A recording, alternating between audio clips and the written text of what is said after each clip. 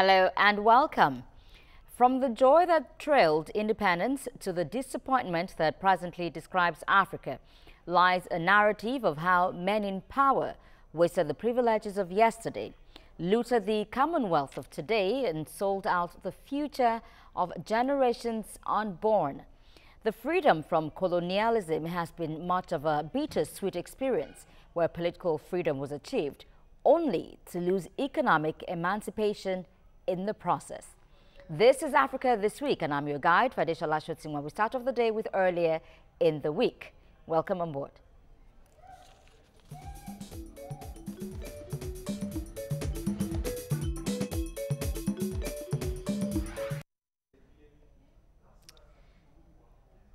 On the news on Monday, several protesters were injured after police fired rubber bullets during a clash in Johannesburg. The protest by residents of Westbury, west of Johannesburg, kicked off earlier following the killing of a woman who was believed to have been caught in the crossfire of a gang-related shootout. They took to the streets to protest against gang-related crime and drugs. South Africa has one of the world's highest rates of violent crime, and according to the national crime statistics released by the South African Police Service in September, that figure is on the rise. Our children are dying each and every day now. The police are doing nothing about the drugs and everything. That's why we're protesting now. We're tired of drugs. We don't want drugs anymore in our youth. The thing is, drugs is killing everybody. Everybody's getting killed about drugs. Everybody's getting shot. Everybody's dying. In the army for us, because the police are not helping us at all. The police are shooting at us now, as if we are the enemy. And still on Monday, Britain's Prince William met with Kenyan President Uhuru Kenyatta as he concluded a 7-day tour of Africa. The Duke of Cambridge discussed wildlife conservation with the Kenyan president and briefed him on the illegal wildlife trade conference that will be held in London in October. Prince William was accompanied by the British High Commissioner to Kenya, Nick Haley. He also visited Namibia, Tanzania and Kenya. Again on Monday, Nigeria's President Muhammadu Buhari commended the country's armed forces for their sacrifice and resolve to the fight against insurgency.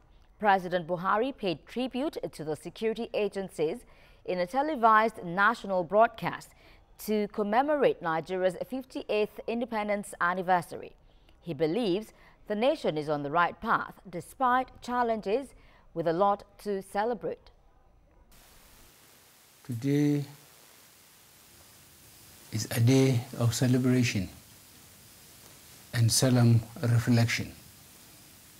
It is the anniversary of the day Nigerians realized one of the most cherished of human desires, the desire for freedom. We, therefore, give thanks to and remember our founding fathers who labored so hard and sacrificed so much to build and bequeath to us this wonderful nation. It is our duty to consolidate this great legacy. On this 1st October date, and on the eve of the start of the general election cycle, we should do well to reflect on what bind us together and the great strength our diversity bestows on us. Ours is an ambitious nation, and as citizens, we have every right to look forward to the future with confidence and optimism, which are well-founded considering where we find ourselves today. On Tuesday, the United States First Lady Melania Trump arrived in Ghana's capital, Accra, on her first solo international trip to Africa, during which she was expected to visit child health facilities, orphanages and meet caregivers. She was welcomed by Ghana's First Lady, Rebecca Akufo-Addo, along with a traditional dance performance and children waving the Ghanaian and United States flags. The stop is Trump's first on a 4-country tour, which will include visits to Kenya, Malawi, and Egypt. Still on the news on Tuesday, judges at the International Criminal Court, the ICC, started hearing submissions on former Ivorian President Laurent Gbagbo's bid to have the charges against him thrown out.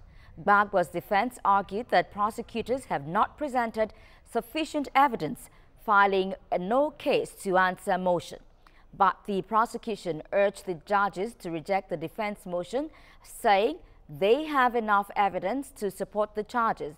Gbagbo is on trial on 4 counts of crimes against humanity, including murder, rape, persecution, and other inhumane acts allegedly committed between December 2010 and April 2011.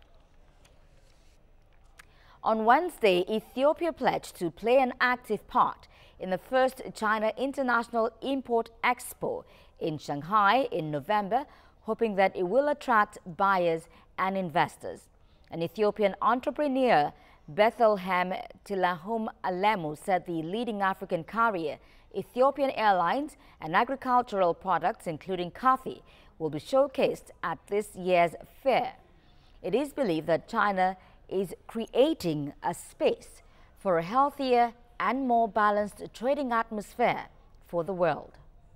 One of the things that we want to do is we want to promote the Ethiopian different varietal coffee, because most of the coffee companies here and outside, they focus on coffee blends.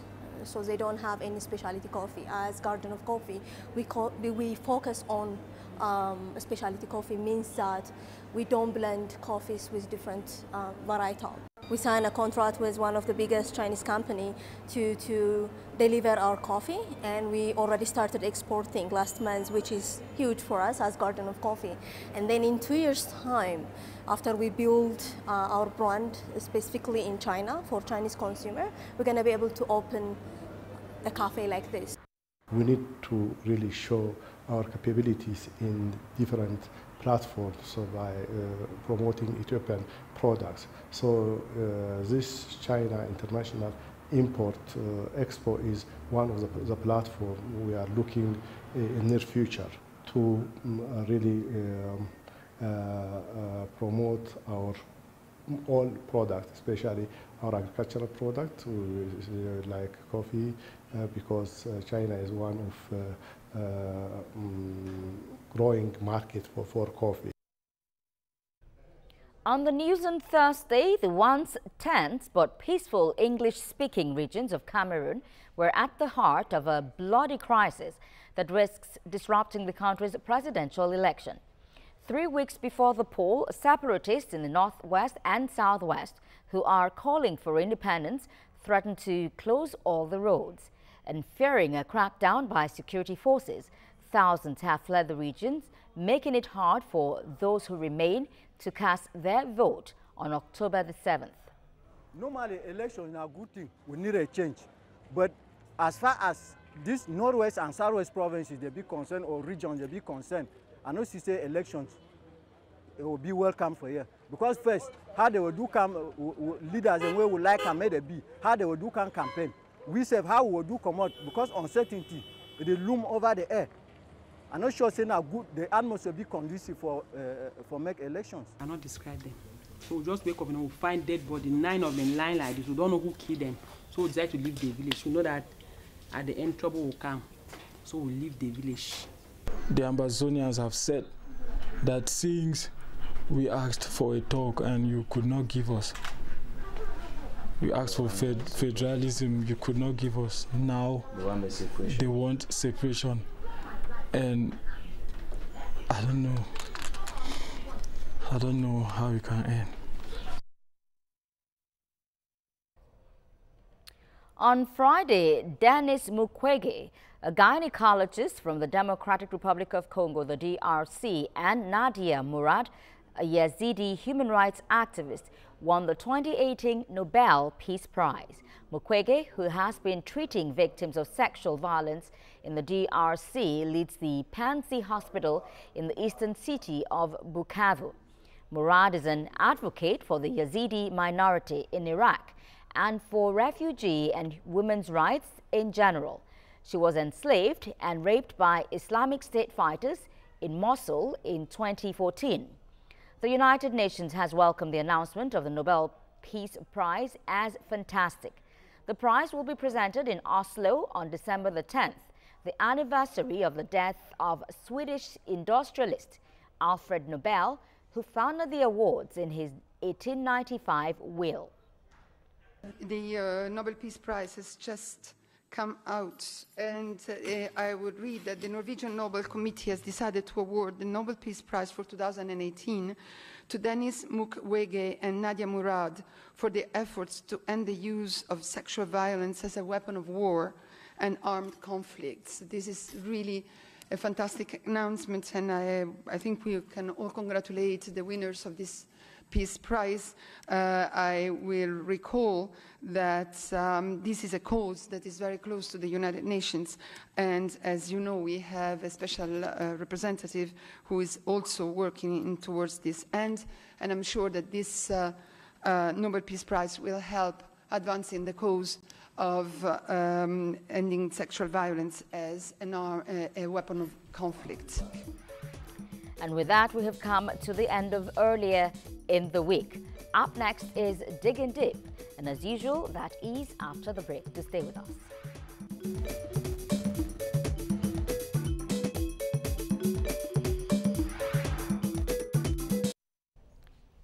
Welcome back to Africa This Week. On special days and occasions when red carpets are rolled over unresolved issues, African countries often take time out to celebrate the process and reflect on the journey so far. Today, history takes us back to the midnight of September the 30th, 1960, when Britain's Union Jack was lowered as Nigeria became the 26th sovereign state in Africa, the 13th member of the Commonwealth, and the 96th associate of the United Nations. Joining me to dig deep on Africa this week is Tony Danier, a lawyer and political analyst. Welcome to the program. Good afternoon. Good afternoon, viewers. Nigeria at 58. How would you describe us as a people and as a nation? Nigerians have come of age. We've gone through the bad time, good time. And I must say that there is hope, there is room for us to move to the next level. The forefathers, those that founded or fought for our independence and had the opportunity of ruling us when things, I will say, were very, very okay. I've been commended by a lot, but personally, I say that they did not lay the right foundation and springboard for Nigeria to develop. Most of them went abroad, they schooled abroad, they saw what was happening there, they saw that there was regular light, there was train, there was road infrastructure, pension was easy to build and pay to pensioners, the economy was growing, industries were established. What did they do here? And if you ask me, that's the beginning of our problems. Exactly. You know, they didn't do all the things they needed to have done. Exactly. They didn't. And when the military came in and they said they want to help the country, they almost legitimized corruption. They were most of the, go to the history, there is no military head of state or early military personnel that have held a political position in the country that is not a super rich man today. Go into the history, except of course Idi Agbon and you know, Buhari, like we know. All others, IBB is super rich. Abacha was so rich that we are recovering the money. Gowon today is very rich. In his time, he was very young as the head of state. So, but having done all this, Nigeria is now revolving. And I am afraid the way politics is going on in Nigeria, we are seeing a negatively improvised democracy. Negatively improvised in the sense that internal democracy of a party, look at the primaries that have been held recently, people are protesting, people are complaining. There is no one that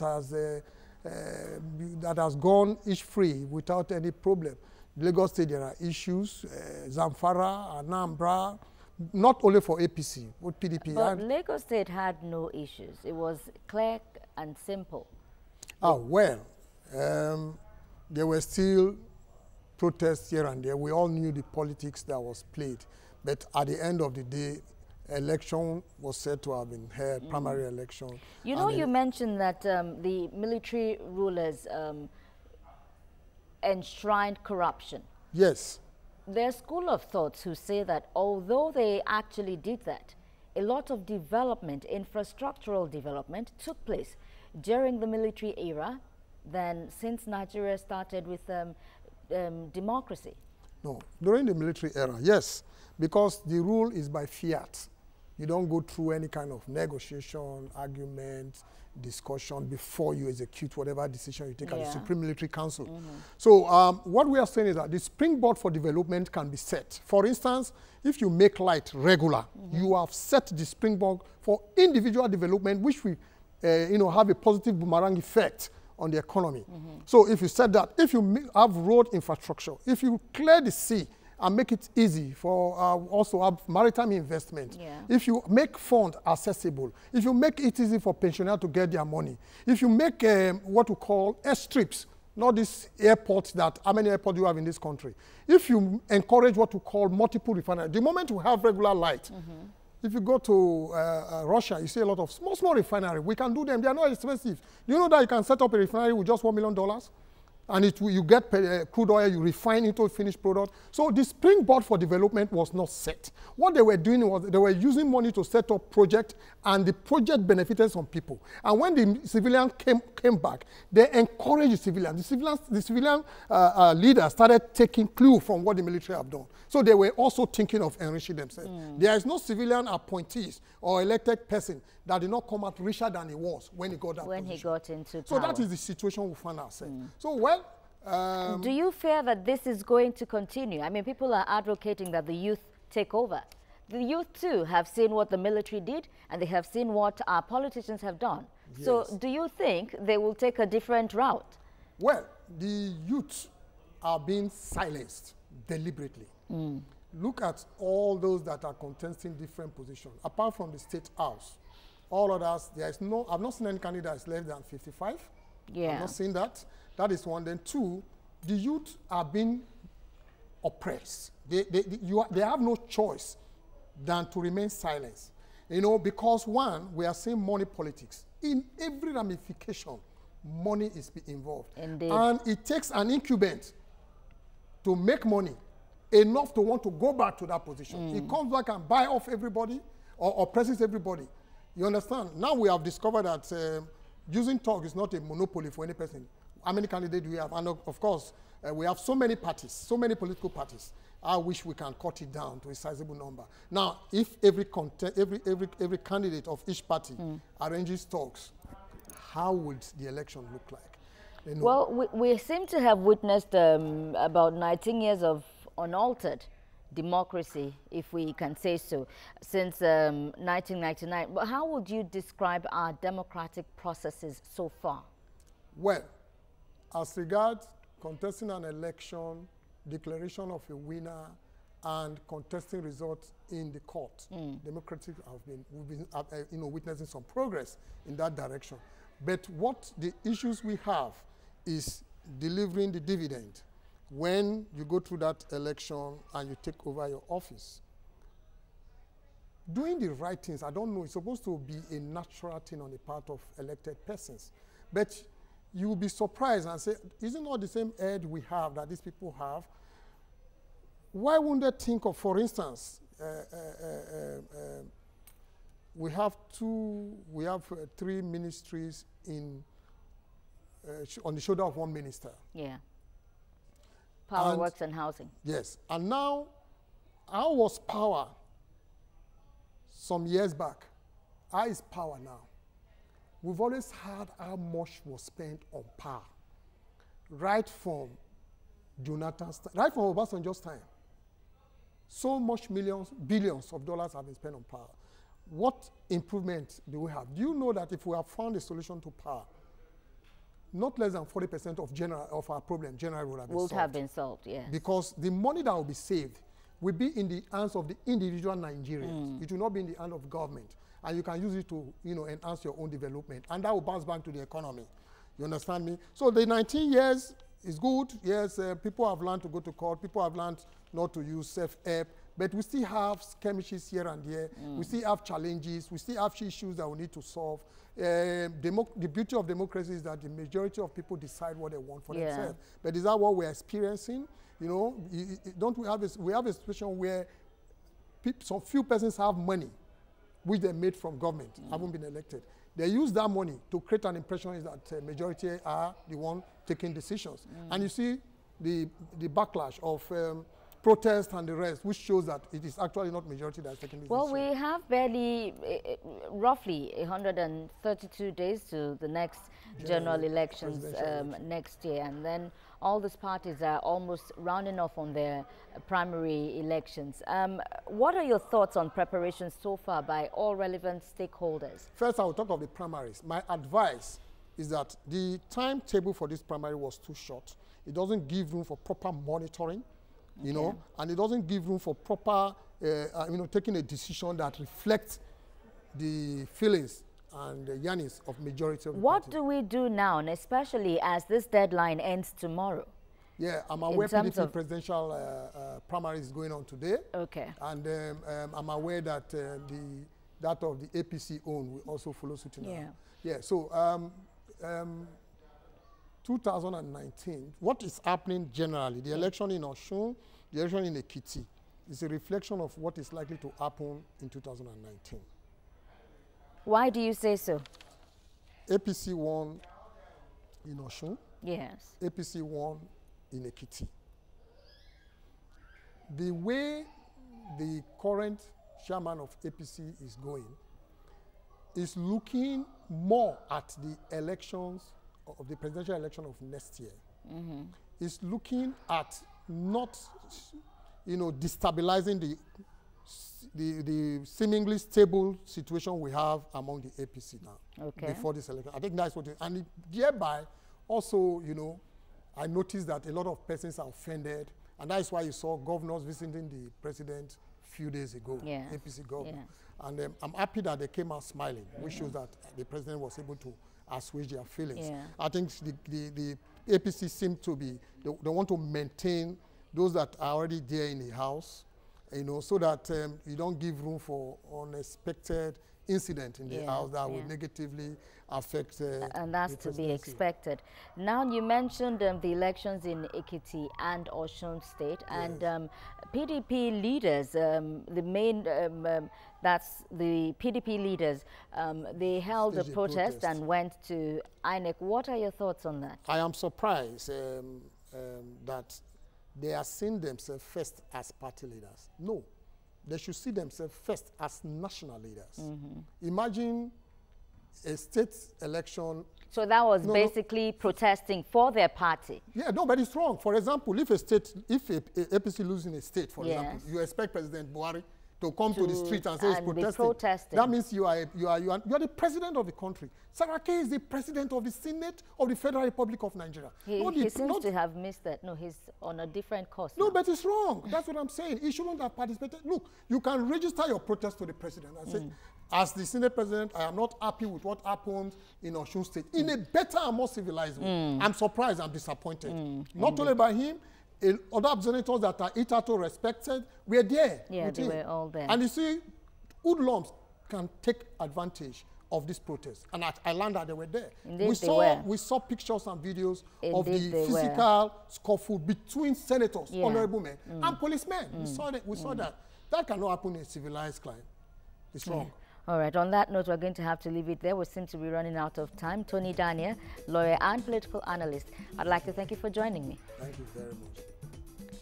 Well, the dawn of independence in Africa came with great expectations that political freedom will translate into economic dividends, and at 58, Nigeria is as good as a grown man with 3 wives, 36 children, and 2 years left before official retirement from public service.